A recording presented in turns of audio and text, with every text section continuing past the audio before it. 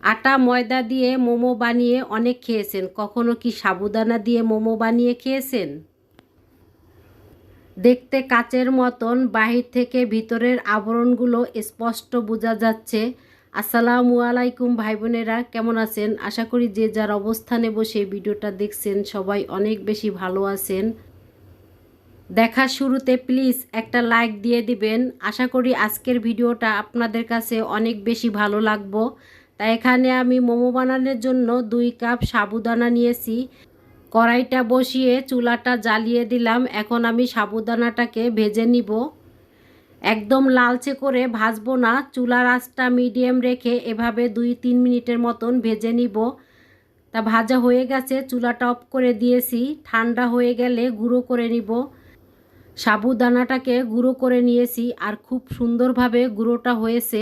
ভেজে নেওয়ার কারণে এই গুঁড়োটা খুব সুন্দর হয়েছে। আর যদি আমি না ভাজতাম তাহলে এই গুঁড়োটা এত সুন্দরভাবে হতো না। তাই এখানে আমি স্বাদ মতন লবণ দিয়ে দিব। ডোটাকে আমি গরম পানি দিয়ে বানিয়ে নিব। তাই এভাবে আমি অল্প অল্প করে পানি দিচ্ছি আর একটা চামচের সাহায্যে নেড়ে চেড়ে দিচ্ছি। সাবুদানার ডোটা বানানোর জন্য কখনো ঠান্ডা পানি ব্যবহার করবেন না, তাহলে কিন্তু রুটিটা বেলা যাবে না।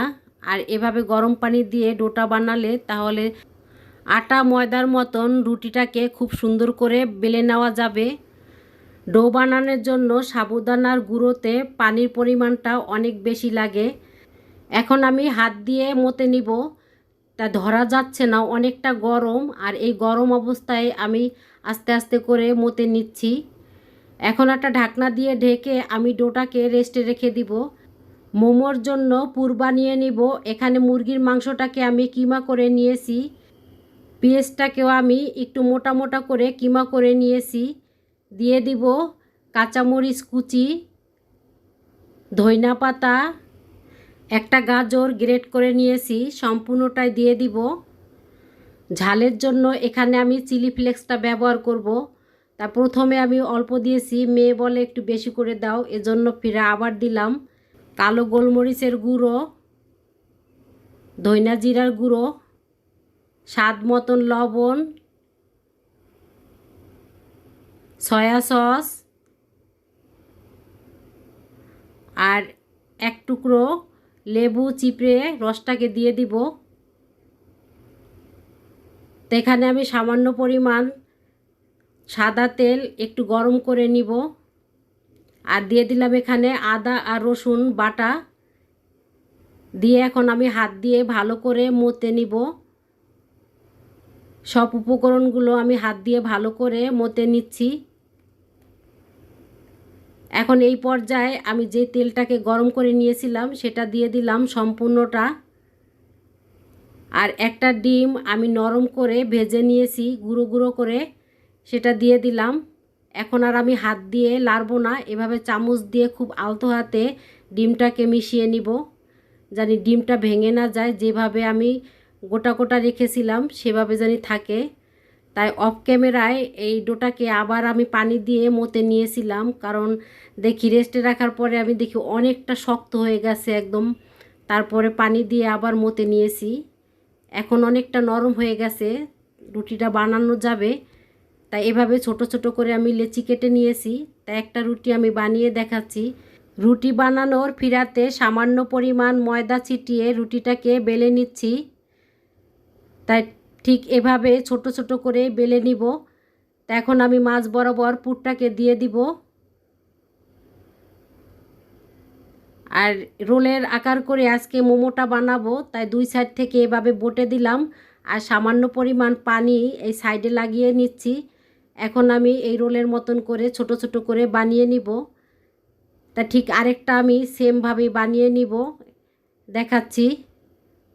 তাই রুটিটা কিন্তু বেশি মোটাও হবে না, একদম পাতলাও হবে না, কারণ পাতলা হলে তাহলে দেখা যায় যে এই যে গাজর দিয়েছি একটা পানি পানি ভাব আছে, এটাতে অনেকটা নরম হয়ে যাবে আর যে কোনো কারণে দেখা যায় ছিদ্র হয়ে যেতে পারে। তাই জন্য রুটিটা একদম পাতলা করে বানাবেন না, একটু মোটা মোটা করে বানাবেন। একদম বেশিও মোটা না, একদম বেশিও পাতলা না, ঠিক মিডিয়ামভাবে বানিয়ে নেবেন। তাই এইভাবে আমি সম্পূর্ণ মোমোগুলো বানিয়ে নিয়েছি রোল আকার করে। মাশাল্লাহ খেতে কিন্তু অনেক মজা হয়েছিল। কারণ আমরা তো সব সময় বাসায় ময়দা বা আটা দিয়ে মোমোটা বানিয়ে খেয়ে থাকি, কিন্তু সাবুদানা দিয়ে মোমোটা বানিয়ে খেয়ে দেখবেন, অনেকটাই মজা আর একটা ভিন্ন একটা স্বাদ। ঝাঁঝরিতে আমি সামান্য পরিমাণ তেল মাখিয়ে নিয়েছি, এতে করে মোমোটা হওয়ার পরে লেগে থাকবে না, উঠানো যাবে খুব সহজেই। মোমোটা সিদ্ধ হওয়ার জন্য ভাপে দিয়ে দিলাম। এখন আমি মোমো খাওয়ার জন্য সস বানিয়ে নিব। এখানে দিয়ে দিলাম টমেটো সস আর সয়া সস। এটা পরিমাণ মতন, যেই পরিমাণ মোমো বানাবেন সেই আন্দাজেই সসটা বানিয়ে নেবেন। এখানে ঝালের জন্য আমি দিয়ে দিলাম চিলি ফ্লেক্স, আর 1 চামচ দিয়ে দিলাম সাদা তিল, আর 2-3টা রসুন কিমা করে দিয়ে দিলাম। এখন সাদা তেলটাকে আমি গরম করে এর উপরে দিয়ে দিলাম, এতে করে রসুন আর সাদা তিলটা একটা ভাজা হবে আর সুন্দর একটা ফ্লেভার বের হয়েছে। এখন আমি চামচ দিয়ে নেড়ে দিচ্ছি আর সামান্য পরিমাণ একটু পানি মিক্সড করে দিব, এতে করে সসটা খুব একটা পাতলাও হবে আর সব উপকরণগুলো ভালো করে মিশে যাবে। তা সসটা বানানো হয়ে গেছে, এক সাইডে রেখে দিয়ে এখন আমি মোমোটাকে চুলার থেকে তুলে নিব। তা মোমোটা কিন্তু সম্পূর্ণভাবে সিদ্ধ হয়ে গেছে, আর চুলাটা আমি 2-3 মিনিট আগে অফ করে দিয়েছি। কিছুটা গরম আছে, একদম সম্পূর্ণভাবে ঠান্ডা হয় নাই।